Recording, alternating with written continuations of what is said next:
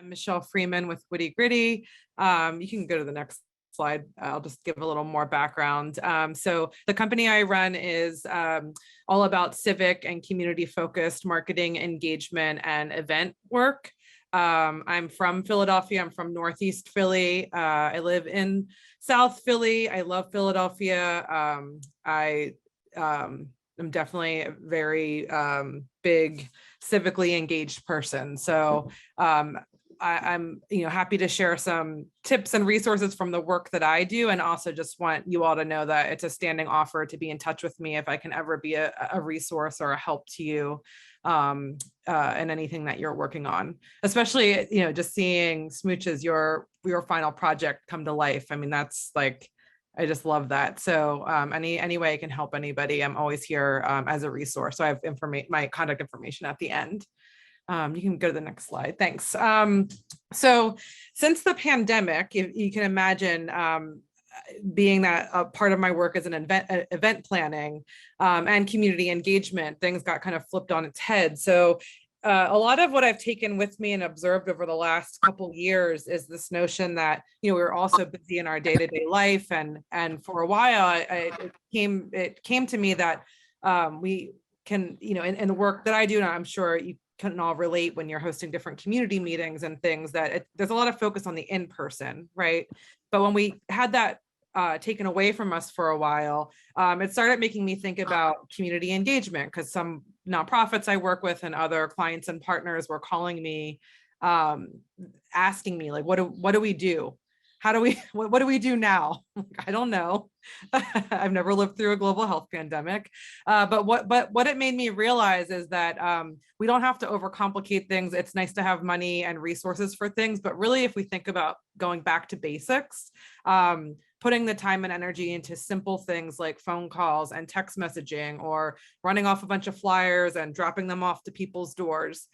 Those types of things are equally important, if not more, when we're really thinking about how to get in touch with our neighbors, potential volunteers, and really rethinking, not so much talking about what events can we have, what gatherings, but really thinking about what engagement activities can we think about, right? So not that we all have to always get in person, but what are other touch points and how we can reach people. So that's kind of the framing and thinking that I've been carrying with me. And then throughout this, I really encourage you all, if you can, because I know some things from the work I do, but I know all of you are in the work in your neighborhoods. So please use the chat as I'm going through this presentation to share your own thoughts and ideas, because I think everybody can learn more from each other than you probably could learn from me, given that really a lot of this is learning by doing. You can go to the next slide. So just some examples that I can point out along the way, and thinking about what engagement activities look like. Over the last couple of years, we've been having a lot of fun with the mail, and I know that can be kind of sketchy because the postal service has had its ups and downs, but when you can rely on the postal service, it's been really interesting to think about what kind of things can we send people that they can touch and feel. And if you think about the notion of even yourself getting a package, it feels kind of special that you get to open up something. So I'll just say that you can see here, we did kind of a more involved kind of brand up box for a project. I know that is probably on the pricier side, but I do think that there are ways to adapt some of these examples to make them work for you. The other small things we've been doing to just try to kind of keep connected with people and keep them re-engaged. You can see the top middle image is kind of a kind of little mailbox that we had at an event with some commitment postcards. So this was for a day-long summit. And at the end, we had people write kind of fill in the blank kind of postcard of what they would commit to. And then we had them fill it out with their address. So we're going to mail those postcards back to people in 6 months as a way to remind them and of what they took away from that day, and to hopefully just have them feel grounded, for moving forward.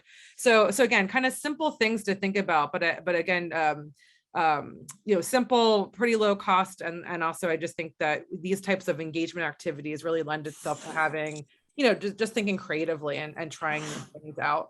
The other, oh, sorry.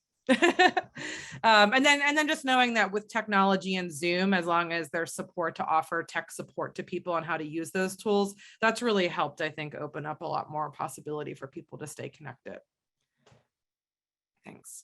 So as you'll see throughout my presentation here, there's a lot of kind of framing questions. So that's the way that I kind of try to have everybody thinking a little bit more, because when we're thinking about how to make our organizations more inclusive, I don't think there's a hard and fast list of things that you follow along. And then, I think part of it is really about your intention and how you're really constantly just thinking about all the different circumstances around you to be able to make sure that you're thoughtfully including people and just thinking about everybody's different availability and things like that. So again, in the chat, if you want to think about this question, what's in your toolbox? So just really thinking about what do you currently have access to when it comes to sort of your engagement tools, right? So do you have social media platforms? Is there a newsletter that you send out? Do you have easy access to a printer for printing out flyers and posters? And then also, do you have do you have physical space that's available to you, the local rec center? And then thinking about it when you have the opportunity to maybe set up a table, do you have all the elements for that? So just again, kind of thinking through what do you currently have in your toolbox that you constantly use is kind of the part one to really think about how you can maximize that. And then if you want to go to the next slide, I forget what I have here. These are just some examples of what we've used in the past, flyers. We've done coloring sheets for a neighborhood program we were running. In the one photo to the bottom right, you'll see kind of like a sandwich board, and we got that created with like a chalkboard wall so that we could keep reusing that for different messages and different events we were using. And then I have the Canva logo here, just as a reminder that there are a lot of really easy to use tools available online, and a lot of them have free access. So Canva is an example of if you're ever thought to yourself, I really wish we had a graphic designer, or I really wish I could make this flyer look a little nicer. Canva is a tool that makes it very, very easy for you to spruce up your different flyers, postcards, things that you're creating for different events and things. And then if you think about, again, thinking about the tools you have, on the flip side of that is what tools are you missing, right? So if you are thinking about, do you need somebody to help get your newsletter up and running? Do you need somebody who has a little more design savvy? Thinking about the skills and resources that you need, and then matching them to somebody in the neighborhood that maybe isn't as engaged, kind of hits on two things, right? It can get you the resource that you need, but also is a way to engage a new type of volunteer. And I think, Donna, you reminded me that when we're talking about social media or anything more digital, is a great opportunity to engage younger people in your community and tap into what their skill sets are around, especially online things. And thank you for those who are sharing in the chat too. So then when we're shifting gears a bit, so we talked about kind of more like the physical, tangible tools and digital tools, and we shift a bit to people. So really what Evan was hitting on the beginning of the presentation, who's involved and who's missing, right? So when we think about who's currently involved, and if you just reflect for a moment with yourself, who are the people that keep showing up? Who are the people that you can rely on that and keep coming back, and ask yourself why are they doing that? Why are you all showing up every day? Is it because you have passion and connection for your neighborhood and you'll make the time because it's a priority in your life? For some people, it might be convenience. I live next to the rec center. It's easy for me just to walk over and help out every now and then. Some people may want to be volunteering for social connection. This list could go on, and I think you all can think about, again, who's currently involved and why are they showing up. And then on the flip side of that, really asking yourself who's missing, right? So And I think this kind of connects a bit to the, this idea that sometimes we don't always step outside of ourselves to think about other people's circumstances. For instance, I don't have children, so sometimes I'm not thinking about a life as a parent, right? But if I'm trying to host a community meeting after work and I don't see any parents showing up, I might have to take a step back and realize, oh, it may be because people have to stay home with their kids. How do I think about being in the parent shoes? How do I think about being in a position where I have other circumstances that are not allowing me to participate? And I think with that thinking, you can also think, well, how can we reach out to people given those reasons, right? Can you provide some type of childcare? If, again, with technology and all of us being pretty well acquainted with Zoom, can we offer a virtual option? And then also knowing that everybody's really volunteering their time, can there be some type of like buddy system or like partner system where, okay, well, I know so-and-so really wants to stay involved, but they can't make the meetings all the time. I'm going to buddy up and make sure that I stay connected with them. And can you kind of instill that type of connection and system with your core group of volunteers? And then I like to also just think about unpacking this a bit, because it can be overwhelming. And again, understanding that in a lot of cases we're giving our time, and there's an ever long list of things that you want to get accomplished. So when we're thinking about how to get people involved, I think it's good to think not about how to just blanket out just get involved and here's how, but really thinking about the entry points and how do you remove some of the barriers to entry. So just thinking about this, how I'm positioning it, small, medium, large. So you can go to the next slide. When you think about the small ways people get involved, they may be new to the neighborhood, they don't know much, they're getting settled in, they have a really busy job. That does not mean that you can't stay connected with them. They might not have time now to give, but they may have time later. So thinking about the small, low-hanging fruit of anybody you talk to, at the very, very least, you can ask for their contact information to follow up with them later. If you have a social media platform, you can ask them to follow you on social media. And then if you have some type of newsletter or mailing list, you ask them to sign up or get their information to sign up for them. And then when I think about medium-sized kind of opportunities, I think oftentimes when we think about one-off opportunities, park cleanups, grocery drop-off, things like that, that might be a little more, that might be easier for somebody to commit to versus, maybe a full committee position with your RCO.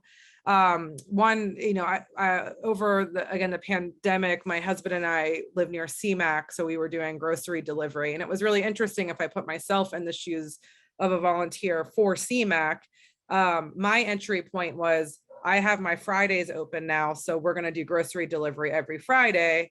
Work started getting busy, so I couldn't commit as much time, but I established a good relationship with the volunteer coordinator, who was able to say, like, listen, I'm typically really busy, but if you're in a pinch, you should always feel free to text me. And if I'm available, I'll make the time. So I entered CMAC, I would say, in more of a medium way. And then since then, now I'm on their newsletter. I don't always have the time, but sometimes if I have a couple bucks, I'll donate.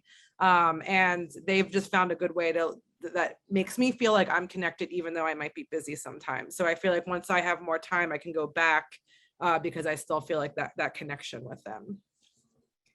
And then the bigger ways, I'd say, are more of the consistent, ongoing opportunities. So joining the board or committee, talking about individuals who can give on an ongoing basis. And again, if there's any types of small businesses in the neighborhood or other individuals, being able to see if they could offer pro bono services, and that could be a little more substantial and maybe even long-term. Donna, how am I on time? Because I forgot to time myself and I don't want to cut into. Yeah, we went a little bit over, so you've got about 5 minutes. Okay, cool. I'll be quick with this wrap up here, and any questions coming in the chat, I'll look at them after and answer there. So again, and I just want to mention too, and I know, Veronica, you sent this out, I think, but the CPI community engagement kind of toolkit is really, really detailed and helpful. So I think that is something you should really look at. When I say take it to the streets, it's more like there are ways that you can easily survey and poll people in your neighborhood, but also just thinking about how you can create, again, that buddy system of ears and eyes on the street when you're just out talking to neighbors. What kind of prompt questions can you ask them just to get a better idea of what they might be going through, if they have any time to volunteer, things like that. And then this really good, I feel like this was hit on a lot in the earlier presentation, so I won't belabor it too much, but just really, again, asking yourself when you're thinking about who's missing, both from, maybe just, event attendees, if you're hosting an event, or, in other types of volunteer capacities, can everyone truly participate? So really just thinking about access all around when it comes to language and translation, when it comes to physical aspects, and then also a lot of tools out there for online making things more accessible for everybody. And then the number one thing I want to say, which I should have put as the first slide, is that we're all tired and stressed, and we volunteer our time because we care. So it is really important for us to take a moment to realize that when we're asking others to do the same, we're all choosing to give our time. So we should make sure that we're having fun and that we find moments of joy. So I think that that's also a good thing to think about. Are there times where you can make sure that you're intentionally infusing those moments of joy? And I wanted to say one last thing, because I did put this picture here intentionally. This is for some of you might know Miss Kusar from Parkside. I had worked in Parkside years ago for a handful of months, and I have met so many neighbors there, and I don't live there, but I still come back. So Miss Kusar asked me to help them with a community event a couple weeks ago, and I did, because I love the neighborhood and community there. Like I said, I don't live there, but it brings me joy to spend time with people in Parkside. So I'll leave you with that little anecdote.